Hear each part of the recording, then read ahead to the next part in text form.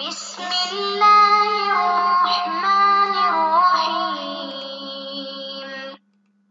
اعوذ باللہ السمیع العلیم من الشیطان الرجیم بسم اللہ الرحمن الرحیم ربنا آتنا فی الدنیا حسنۃ وفی الآخرۃ حسنۃ وقنا عذاب النار۔ عزیز طلبہ السلام علیکم ورحمۃ اللہ وبرکاتہ۔ شرح المدوم کتاب جہاد درس نمبر 453 میں جہاد کا معنی اور مفہوم اور اس کی اقسام کو بیان کیا جائے گا۔ شرح المدوم میں کتاب حج مکمل کرنے کے بعد کتاب جہاد کی طرف آتے ہیں۔ جہاد کے مفہوم اور اقسام کو بیان کیا جائے گا۔ جہاد کا لغوی اور اصطلاحی معنی اور مفہوم ذکر ہوگا۔ جہاد کی اقسام و انواع اور متعلقہ اصطلاحات بیان ہوں گی۔ متعلقہ مسائل اور فروعات ذکر ہوں گے۔ روایات اور احادیث کا تذکرہ ہوگا۔ عبارت کی تشریح اور تطبیق پیش کی جائے گی۔ فرماتے ہیں یہ لفظ جہاد اصل لغت عرب میں کوشش اور نہایت محنت اور مشقت کے معنی میں استعمال ہوتا ہے، اور اسی معنی میں قرآن میں بھی بار بار استعمال ہوا ہے کہ انسان اپنی جان و مال سے اللہ کی راہ میں کوشش کرے اور اس کے پیغام کو نشر عام کرے، اور شرعی لحاظ سے بھی جان و مال کو اللہ تعالیٰ کے پیغام کو سر بلند کرنے کے لیے کوشش کرنے کے معنی میں استعمال ہوتا ہے۔ اس کے لیے قتال، حرب، سیر وغیرہ بھی لفظ استعمال ہوتے ہیں۔ بعض فقہا نے جیسے شیخ طوسی نے اپنی کتاب خلاف میں اسے کتاب سیر کے عنوان سے ذکر کیا ہے، اور جناب محمد بن حسن شیبانی جو کہ جناب امام ابو حنیفہ کے معروف شاگرد تھے، انہوں نے بھی السیر الکبیر کتاب لکھی اور اس میں جہاد کے احکام کو تفصیل کے ساتھ بیان کیا۔ شہیدین نے تفصیل کے ساتھ جہاد کی اقسام کو ذکر کیا ہے، تو انہوں نے 4 قسمیں بنائی ہیں۔ پہلی قسم ہے کہ مسلمان مشرکین کے تجاوز کو دیکھتے ہوئے ابتدا کریں جنگ کی تاکہ اسلام کی دعوت کو نشر عام کیا جائے۔ دوسری قسم ہے کہ کفار مسلمانوں پر حملہ کرنا چاہتے ہیں تو مسلمان اپنے شہروں اور اپنے اموال پر، اپنی جان و مال پر خطرے کو محسوس کرتے ہوئے اس کے مقابلے میں دفاعی جنگ کریں۔ تیسری قسم ہے جو شخص کسی ایسے انسان کو قتل کرنا چاہتا ہے جو کہ محترم ہے، یعنی اس کو قتل کرنا جائز نہیں ہے، یا اس کے جان و مال یا اس کی عزت و ناموس پہ حملہ آور ہونا چاہتا ہے تو اس کے مقابلے میں جنگ کی جائے۔ اسے اصطلاح میں محارب کہتے ہیں، اور اس میں فرق نہیں کرتا کہ وہ جو تجاوز کرنا چاہتا ہے کافر ہو یا مسلمان ہو، حربی ہو یا غیر حربی ہو۔ اور اس طرح کی ایک قسم بنتی ہے کہ جب کوئی مسلمان مشرکین کے ہاں اسیر اور قیدی ہو اور کچھ لوگ ان مشرکین پر حملہ کریں اور وہ مسلمان بھی اپنی جان و مال پر شدید خطرہ رکھتا ہو، تو اس صورت میں جائز ہے کہ وہ اپنے دفاع کے لیے جنگ کرے۔ شہید ثانی فرماتے ہیں اس کو فقہا نے دفاع کا نام دیا ہے، اور وہی نام بہتر ہے چونکہ اس میں دفاعی پوزیشن زیادہ ہوتی ہے۔ اور چوتھی قسم ہے ان لوگوں کے ساتھ جنگ کرنا جو امام معصوم پر خروج اور بغاوت کرتے ہیں، تو ان کے ساتھ جنگ کی جائے تاکہ وہ امام کی اطاعت کی طرف پلٹ آئیں، جیسے امام امیر المومنین علیہ السلام کے ساتھ مختلف جنگیں ہوئیں تو امام علیہ السلام نے ان کو سر نگوں کرنے کے لیے اور اطاعت کی طرف پلٹانے کے لیے ان کے ساتھ جنگ کی ہے۔ شہید ثانی فرماتے ہیں اس باس میں اصلی مقصد تو جہاد کی پہلی قسم کے احکام بیان کرنا ہے، دوسری قسم کے احکام اشارتاً اور ضمناً بیان کیے گئے ہیں، جبکہ تیسری قسم کے احکام کتاب الحدود میں بیان کیے جاتے ہیں، اور چوتھی قسم کے احکام کتاب جہاد میں آخر میں ذکر کیے گئے ہیں۔ تو عبارت کو دیکھتے ہیں۔ فرمایا کتاب الجہاد وہو اقسام جہاد المشرکین ابتداء لدعائہم الی الاسلام۔ جہاد یعنی کوشش کرنا، تو اس کی 4 قسمیں ہیں۔ پہلی قسم ہے جہاد المشرکین ابتداء، یعنی مشرکین کے ساتھ ابتدائی طور پر جہاد کرنا تاکہ ان کو اسلام کی طرف دعوت دی جائے، دوسری قسم وجہاد من یدہم علی المسلمین من الکفار بحیث یخافون استیلاءہم علی بلادہم او اخذ مالہم وما اشبہہ وان قلا، ان لوگوں سے جہاد کرنا کہ جو لوگ حملہ آور ہوتے ہیں، یدہم حملہ آور ہوتے ہیں مسلمانوں پر، کفار میں سے حملہ آور ہیں، اس طرح کے بحیث یخافون استیلاءہم کہ مسلمان ان کے غلبے کا خطرہ رکھتے ہوں، علی بلادہم مسلمان علاقوں پر، او اخذ مالہم یا خطرہ رکھتے ہوں، خوف محسوس کرتے ہوں کہ ان کے مال کو غصب کیا جائے گا، وما اشبہہ یا جو چیزیں یعنی عزت و ناموس پامال کی جائے گی، وان قلا یعنی مال کے مقدار چاہے زیادہ ہو چاہے کم ہو، اس کے دفاع میں پھر جہاد کرنا جائز اور واجب بھی ہو جاتا ہے۔ تیسری قسم وجہاد من یرید قتل نفس محترمۃ او اخذ مال او سبی حریم مطلقا، تیسری قسم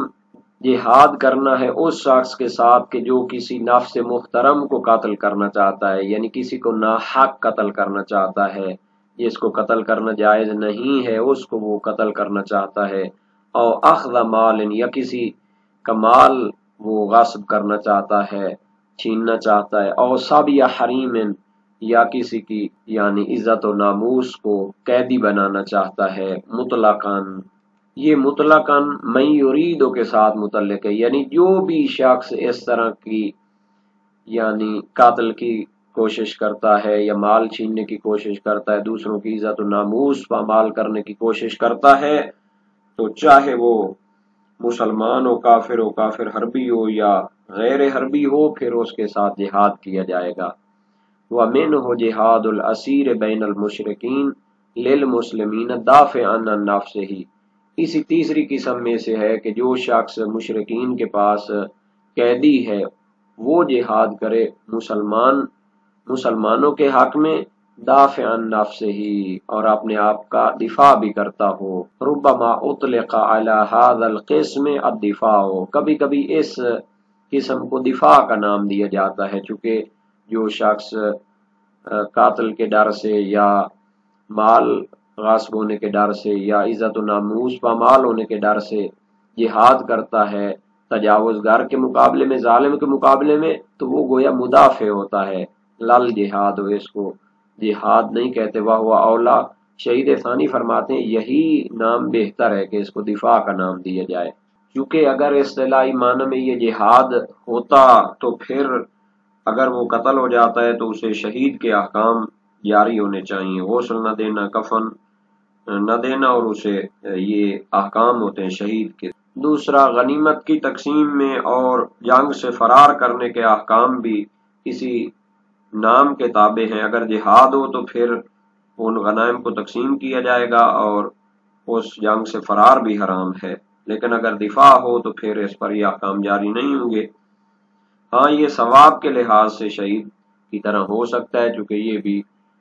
کوشش کر رہا ہے یعنی اپنے نیک مقاصد کے لیے۔ وَجِہَادُ الْبُغَاةِ عَلَى الْإِمَامِ، چوتھی قسم جہاد کی ان باغیوں کے خلاف جہاد ہے جو امام پر بغاوت کرتے ہیں اور امام کی اطاعت سے نکل جاتے ہیں، تو ان کے ساتھ جنگ کی جائے تاکہ وہ امام معصوم کے ساتھ اطاعت کی طرف واپس لوٹ آئیں، جیسے امام امیر المومنین علیہ السلام کے ساتھ مختلف جنگیں ہوئی تھیں۔ ایک تو ناقصین کی جنگ کے ساتھ مشہور ہے، جو امام علیہ السلام کی بیعت کرنے کے بعد اس کو توڑ چکے تھے اور بصرہ میں جا کر امام کے ساتھ انہوں نے جنگ شروع کی۔ اور دوسری جنگ اسی طرح کی جو باغیوں کی ہے وہ قاسطین کی جنگ مشہور ہے،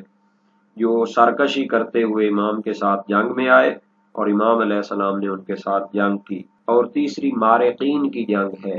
کہ جب دوسری جنگ میں ان لوگوں نے دھوکہ کیا اور قرآن نیزوں پہ اٹھا لیے، اور پھر یہ لوگ کہنے لگے کہ جب وہ قرآن پر عمل کرنا چاہتے ہیں تو پھر ہمیں ان سے جنگ نہیں کرنی چاہیے۔ بعد میں جب انہوں نے دھوکہ کیا تو پھر یہ کہنے لگے کہ ان کے ساتھ آپ نے جنگ کیوں روکی تھی، تو یہ امام کے خلاف ہو گئے، تو ان کو خوارج کا نام دیا گیا، مارقین کا نام دیا گیا، جو یعنی اچھا خاصا عبادت گزار تھے، خشک مزاج تھے، یعنی حیوان پہ بھی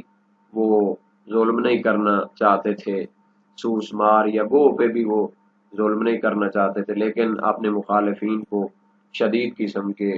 آزار و اذیت دیتے تھے۔ جب امام کے بعض ماننے والوں کو انہوں نے شہید کیا تو اس وقت امام نے ان کے خلاف بھی جہاد کیا،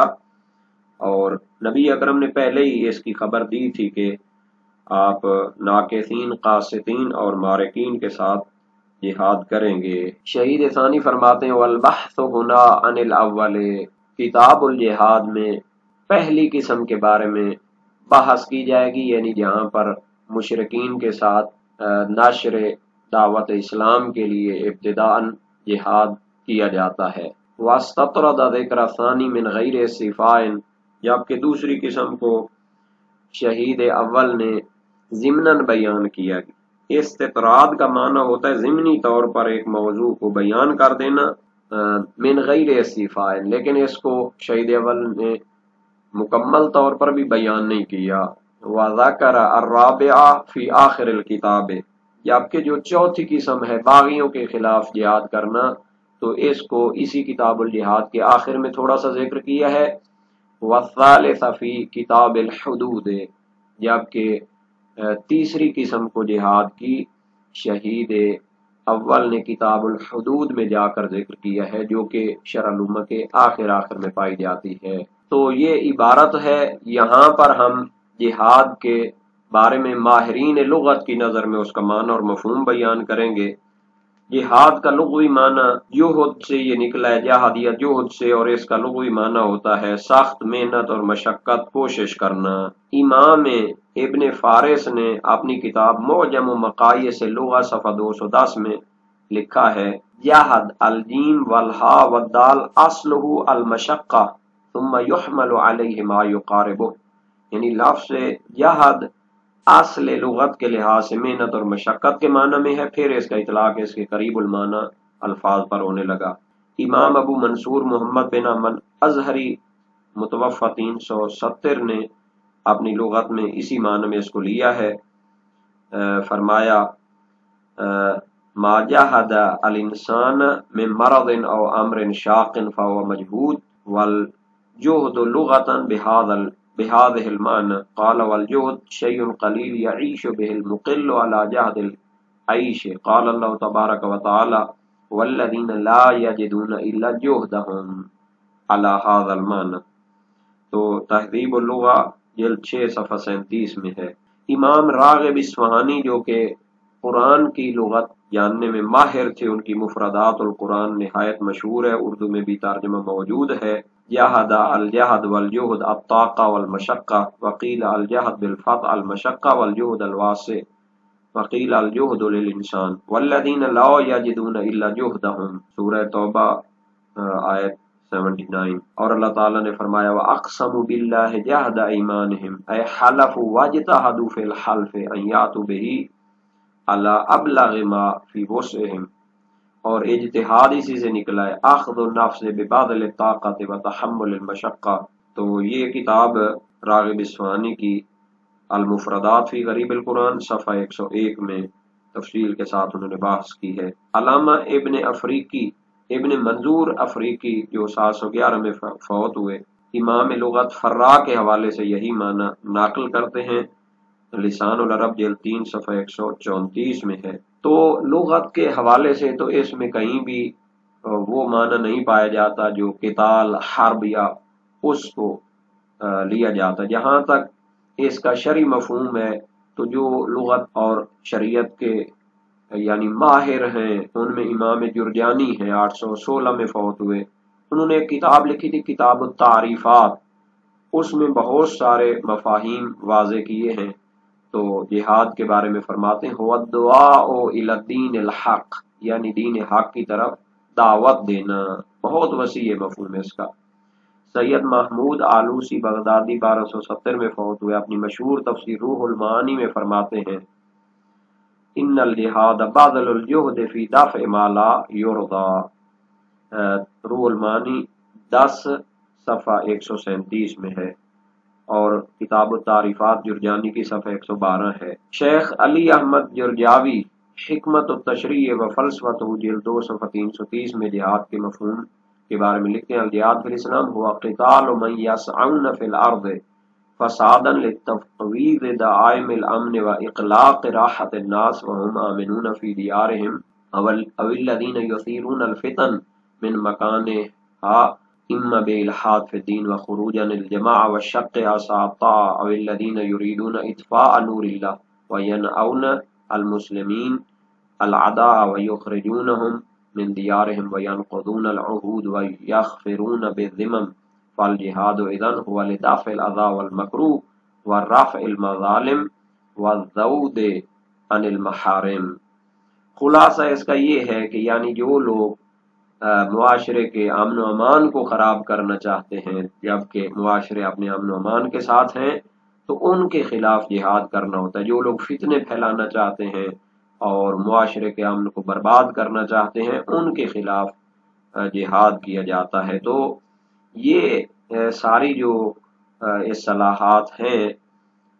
تو اس سے معلوم ہوتا ہے کہ جہاد ایک